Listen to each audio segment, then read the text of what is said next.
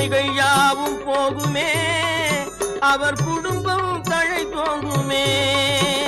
குமரனை கும்பிட்டு கொண்டாடுவோருக்கு குறைகள் யாவும் போகுமே, அவர் குடும்பம் தழை தோங்குமே.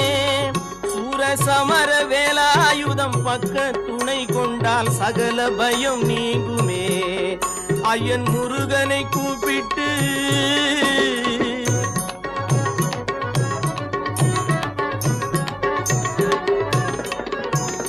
அருமுகனை வேண்டி ஆரா